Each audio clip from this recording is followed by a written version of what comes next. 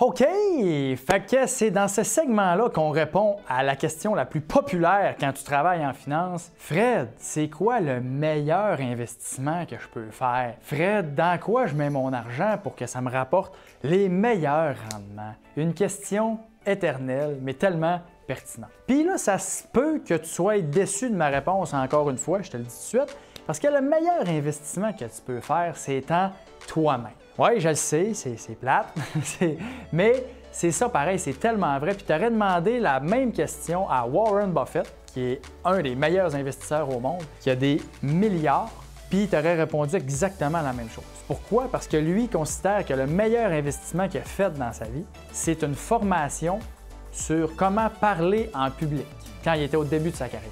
Ça lui a débloqué sa confiance en lui, puis ça a fait en sorte que tout ce qui a suivi après était dû au fait qu'il savait mieux parler en public. Investir en soi-même, ça veut dire quoi? Ça peut avoir bien des définitions différentes.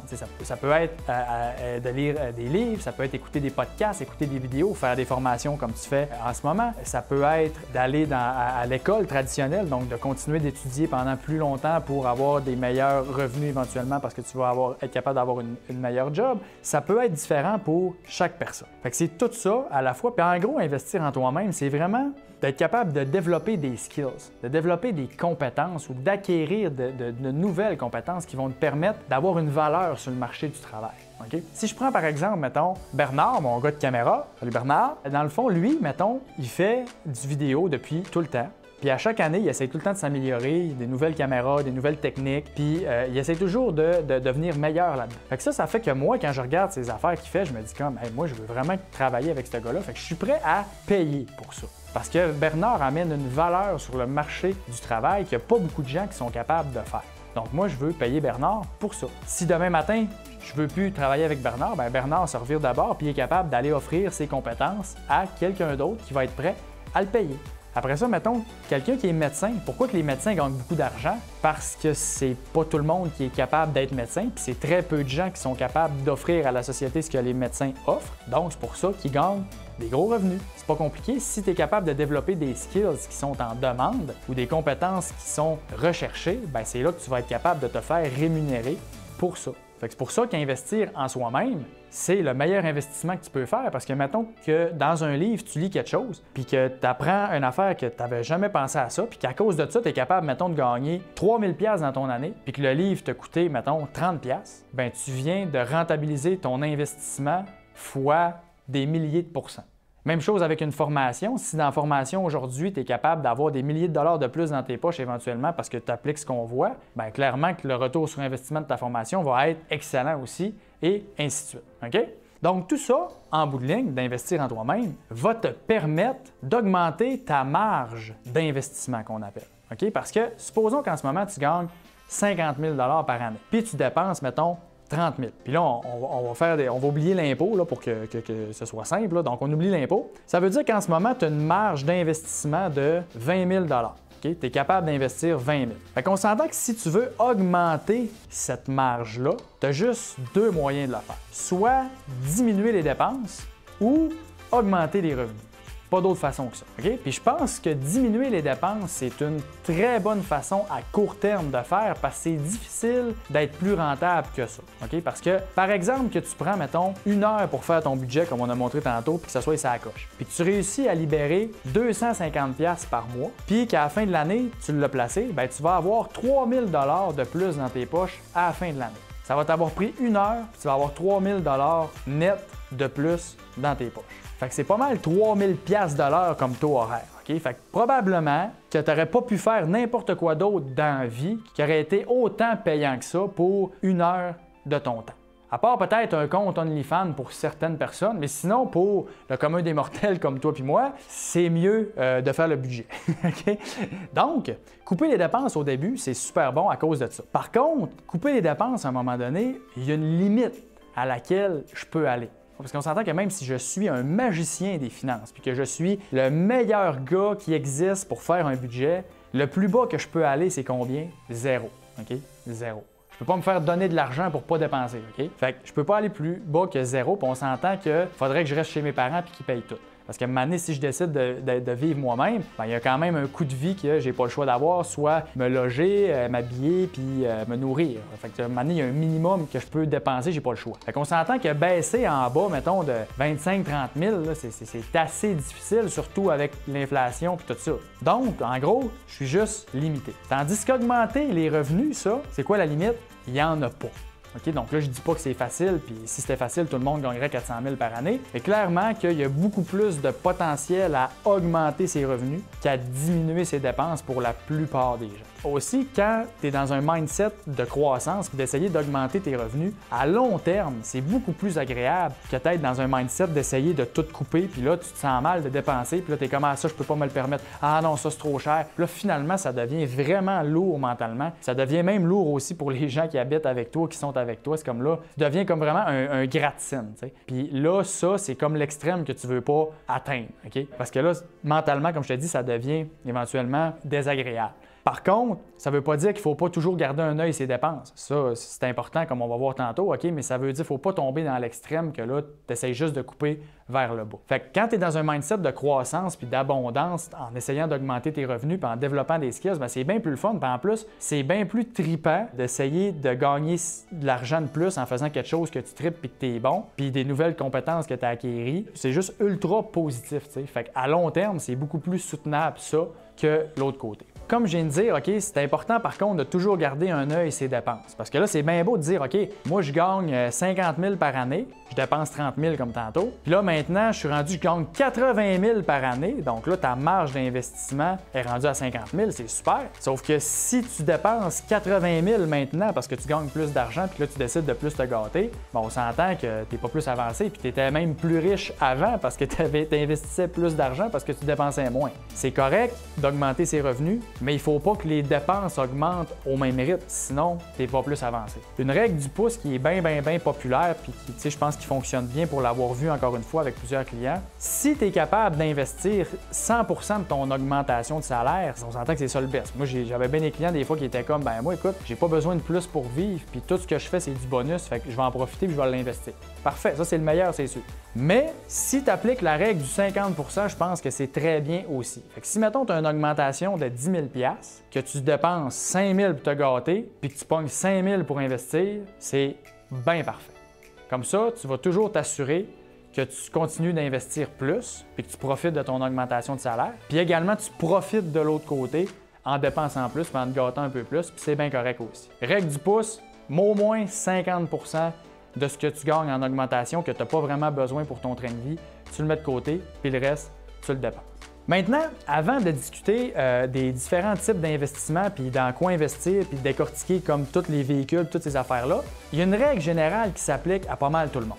Okay? C'est-à-dire que si tu as des mauvaises dettes, tu clenches ça en premier. Puis une fois que tu as clenché tes dettes, tu t'en vas te faire un merveilleux coussin financier. Ça, c'est les 2 premières étapes à faire avant de commencer à investir. Fait que si on commence avec les dettes, OK? Fait que là, en ce moment, là, si tu as des dettes, ça va pas bien tes affaires, tout, là, c'est le temps de prendre des notes. OK? C'est là que ça se passe parce que là, je vais te donner vraiment la technique la plus efficace pour clencher tes dettes le plus rapidement possible. Là, quand je dis mauvaise dette, OK, c'est toutes les dettes qui ne sont pas une hypothèque. OK? Puis une hypothèque, on en reparlera un peu plus tard si c'est une bonne dette ou une mauvaise dette, parce que ça peut être les deux. OK? Mais pour l'instant, tout ce qui n'est pas une hypothèque, tu mets ça dans tes mauvaises dettes. OK? Même un prêt étudiant, encore une fois, il peut y avoir 2 façons de penser là-dessus, mais pour l'instant, on va le mettre dans les mauvaises dettes. Carte de crédit, marge de crédit, prêt personnel, prêt étudiant, un prêt pour un meuble, puis n'importe quel autre financement, tu mets ça là-dedans. Maintenant, on va faire la technique boule de neige qu'on appelle. Okay? La technique boule de neige, c'est une technique qui est très préconisée par Dave Ramsey, qui est un gars aux États-Unis qui fait de l'éducation financière depuis plus de 30 ans. Okay? Il est vraiment sa coche, je le respecte beaucoup. Dans le fond, ce gars-là, il déteste les dettes. Okay? Ce gars-là, il a fait faillite quand il avait fin vingtaine, début trentaine, parce qu'il avait été trop gourmand en immobilier, puis bref, il a fait faillite, il a tout perdu. Puis à partir de ce moment-là, les dettes sont devenues vraiment quelque chose de négatif pour lui. Puis il n'y a même pas de carte de crédit. Puis il conseille aux gens de ne pas avoir de carte de crédit. Puis il est vraiment très extrême là-dedans. Là, je suis pas en train de dire de ne pas avoir de carte de crédit. Okay, c'est pas ça, tu fais ce que tu veux. Tout ce que je veux te dire, c'est que dans le fond, s'il y a un gars, mettons, qui est pas mal l'expert de comment payer des dettes puis clencher ça, c'est lui.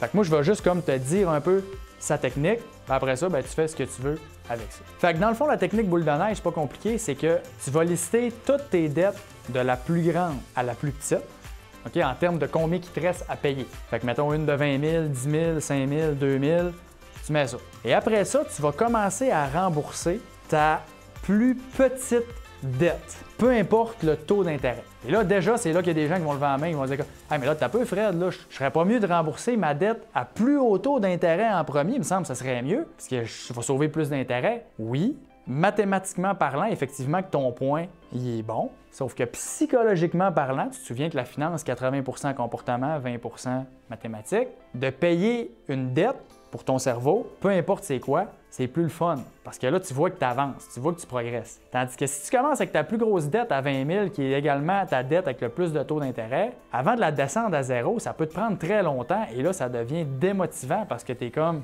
crime, j'ai encore toutes mes autres dettes puis celle-là, elle baisse pas vite. Fait que pour le cerveau, c'est mieux de focusser sur une petite dette, après ça l'autre plus petite, puis ainsi de suite, puis d'aller vers les plus grosses vers la fin. Comme je te dis, si tu veux essayer n'importe quelle autre technique, libre à toi, je suis pas ton père, c'est ta vie, mais clairement que si tu fais celle-là, je te le dis, ça fonctionne. Encore une fois, mon merveilleux téléphone pour te donner un exemple clair et précis que tu vas pouvoir faire également de ton bord avec ta propre situation.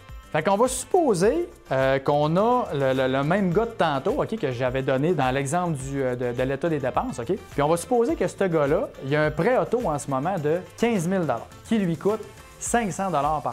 Ensuite de ça, il y a une carte de crédit à 10 000 qui lui coûte 500 $ par mois. Par contre, son paiement minimum qu'il pourrait faire, c'est 400 $ par mois. Fait qu'il pourrait donner 400, mais il donne 500. OK? Puis ça, ben, on va y revenir tantôt, puis je te le mentionne parce que c'est important. Ensuite de ça, il y a un prêt personnel de 5 000 $ qui lui coûte 300 $ par mois. Et il y a un financement de meubles qui a un solde de 2 000 $ et qui lui coûte 200 $ par mois. Donc, au total, ça lui coûte 1 500 $ par mois net d'impôts, soit 18 000 $ par année pour rembourser ses dettes. J'espère qu'il gagne des bons salaires, parce que sinon, ça va mal. Ensuite de ça, notre gars, OK, tu te souviens tantôt dans l'état des dépenses, OK, qui n'est pas un budget, hein, n'oublie pas.